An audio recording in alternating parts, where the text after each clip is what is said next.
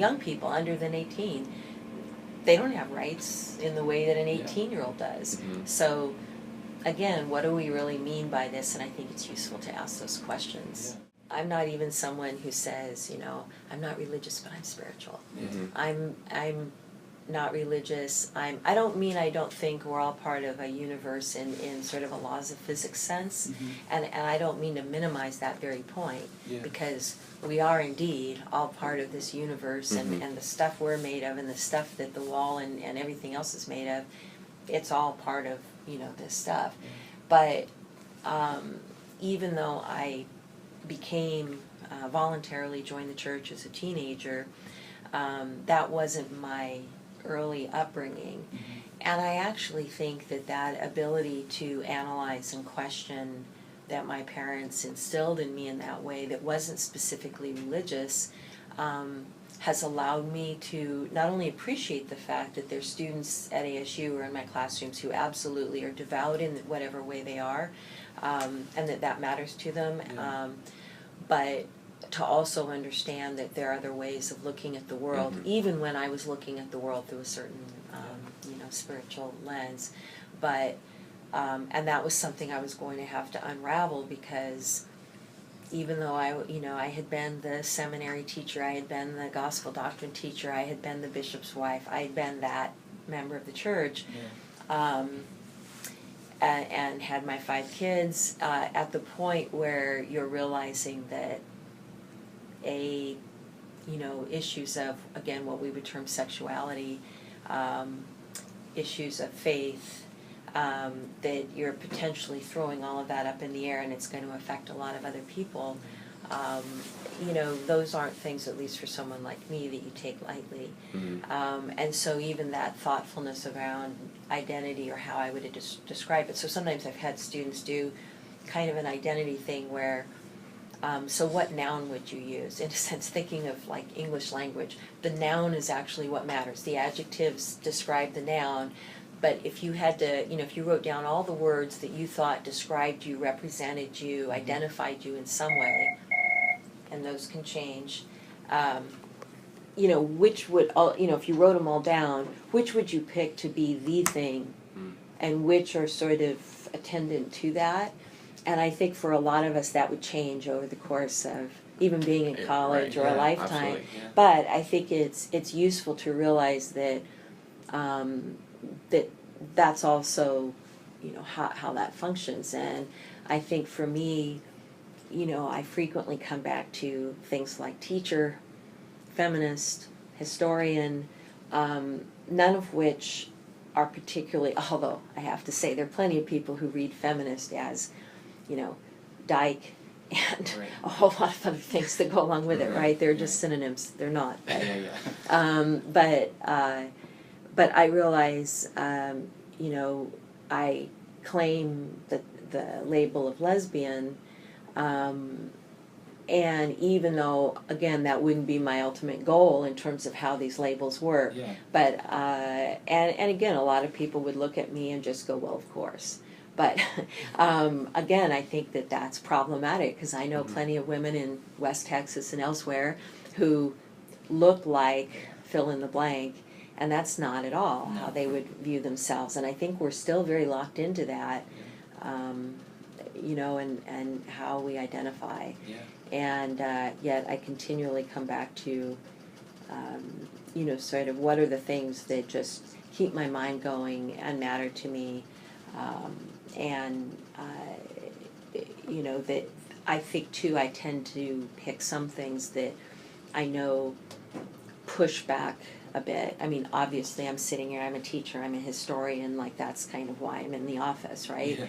But on the other hand, I struggle may not be the right word, but I continue to reflect on, even in the classroom, there are definitely students that, like, they would love it if I stood up there and said, sort of laid out my identity. But I also know as soon as I do that, I've got other students that are going to be, oh yeah, of course I knew that about, like they're shutting down, and they may already be shutting down for other reasons, but for that. So I'm not one that tends to stand up there and do that. I don't hide or lie about it, but I try and stay in the history and focus on the content. Yeah. For others who stand up and do that, and I have to say many of them who do are male, and I don't know if there's a bit of an easier, what are you risking? We know all the studies of age and gender and race affect student evals. Yeah.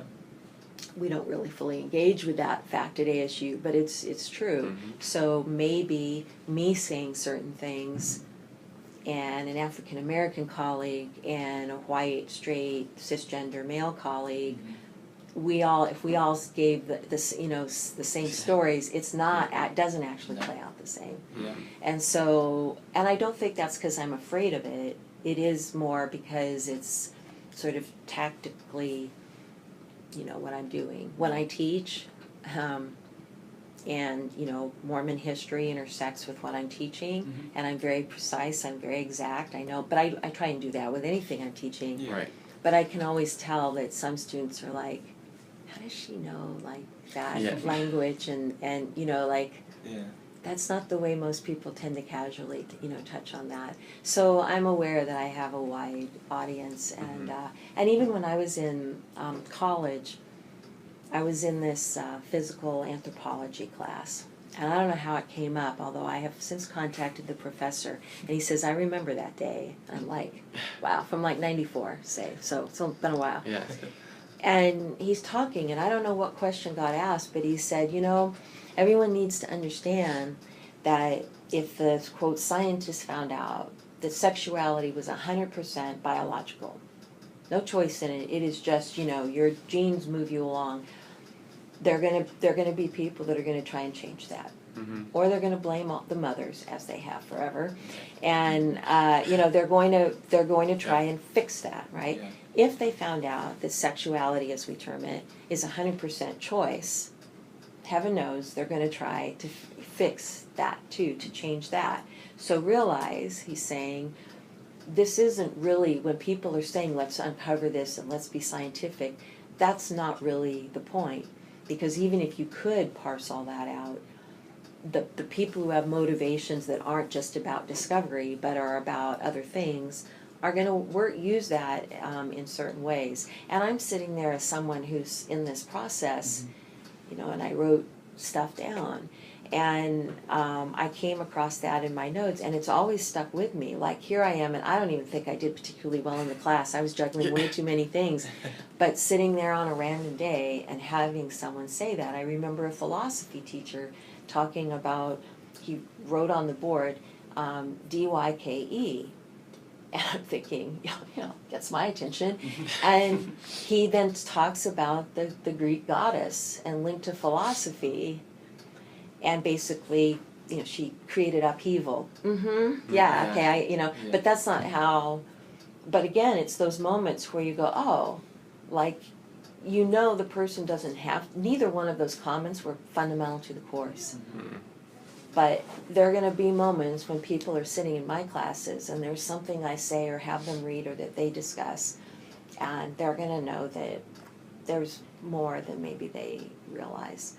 And that's helped me, and I think it probably for everyone does likewise. And not necessarily just about sexuality, but we've probably all been in classes where it's like, or I remember when my mom or my we're making connections. So I try and at least function with that in mind, even if I don't know, if I never find out exactly how those play out. And absolutely, you can find out who you are in college, and I think that was something that especially drew me to what you were talking about was that idea that people come with. I remember teaching in human event, and the young people that would come in, and we're talking about like ancient civilizations, and I'm having them read stuff, and it's blowing their minds away because they just had never really thought of the world. They're from Cottonwood, or they're from some small, they're not, and then suddenly something from,